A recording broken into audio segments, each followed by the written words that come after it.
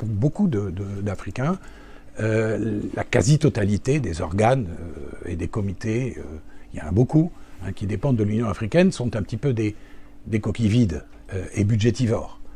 C'est le cas évidemment du Parlement panafricain, dont on se demande encore maintenant à quoi il sert.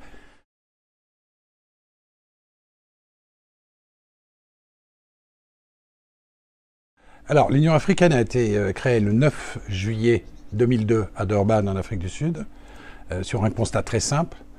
Pendant 40 ans, l'OUA s'était consacrée uniquement à la libération du continent du colonialisme et de l'apartheid. Il fallait tourner la page, il fallait passer à autre chose. D'où l'idée de cette union qui avait pour objectif l'intégration interafricaine, perçue comme moteur de la croissance et du développement. 20 ans après, quel bilan? Et surtout, est-ce qu'il y a quelque chose à célébrer?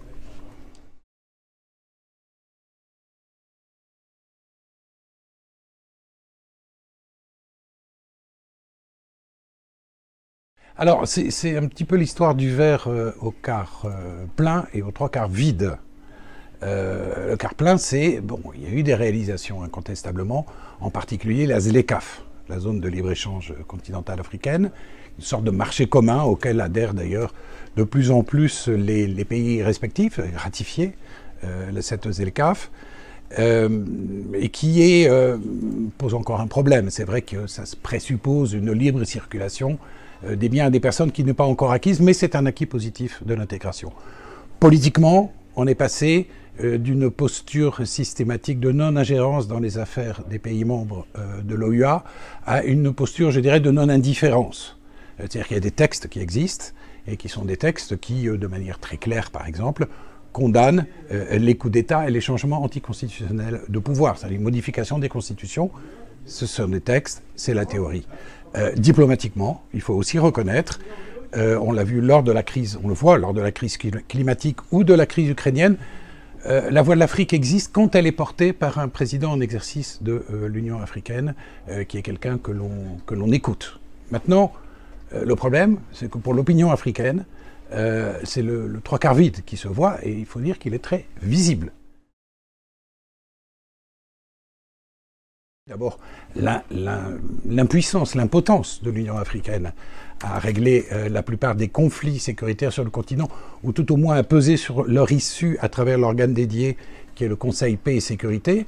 C'est compliqué, on le voit à la crise éthiopienne par exemple, la guerre civile éthiopienne, on le voit dans la crise qui déchire le sud-ouest du Cameroun, on le voit au Sahel, on le voit dans l'est de la RD Congo, on le voit aussi dans la crise libyenne. La crise libyenne, c'est d'ailleurs très symptomatique et symbolique de tout cela, parce que autant l'Union africaine pose le vrai et le bon diagnostic, contrairement à l'ONU, qui est de dire on ne peut pas se focaliser sur les élections si on ne fait pas auparavant une conférence de réconciliation nationale, autant ça demeure faute de moyens dans le registre de la pure incantation.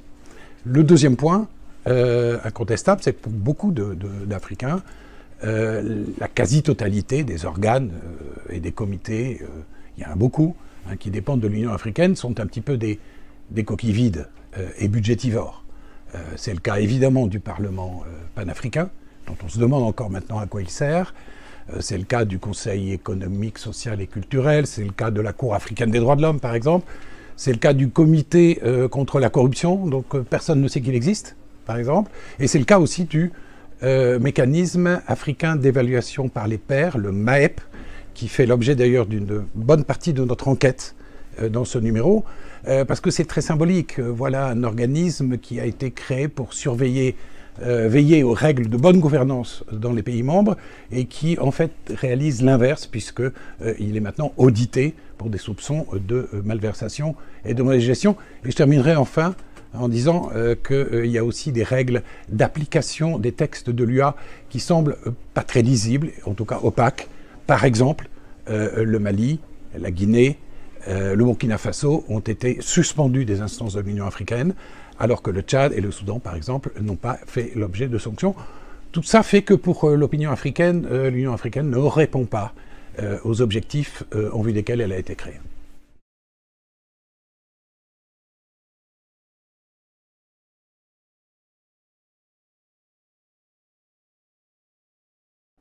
Alors, il faudrait d'abord peut-être commencer à appliquer les recommandations de la commission Kagame, qui date de 2018, sur la refonte des institutions.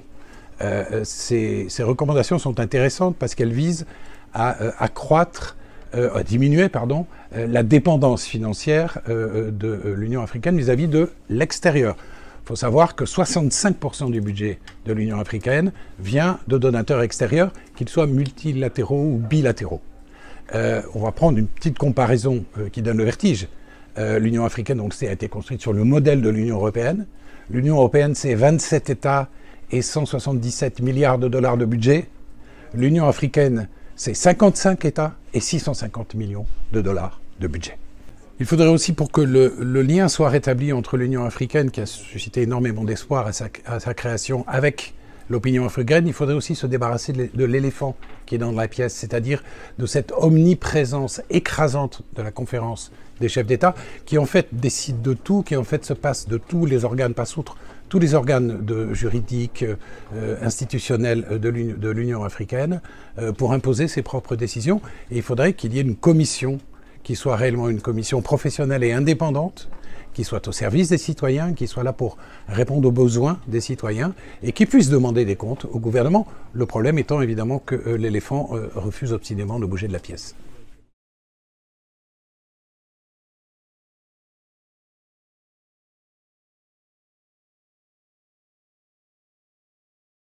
Alors oui et non.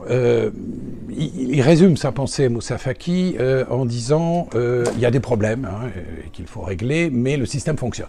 Bon, il n'a pas tort quand il dit par exemple que l'ONU ne finance pas, refuse de financer les opérations de maintien de la paix sur le continent. Il n'a pas tort.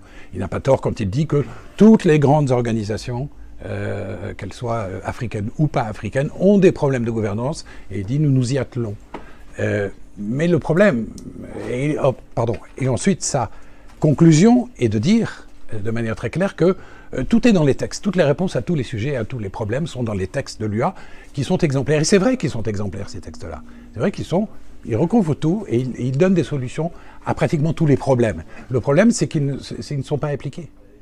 Et cette non-application des textes, cette non-applicabilité, c'est tout ce qui différencie une organisation qui fonctionne d'une organisation qui dysfonctionne.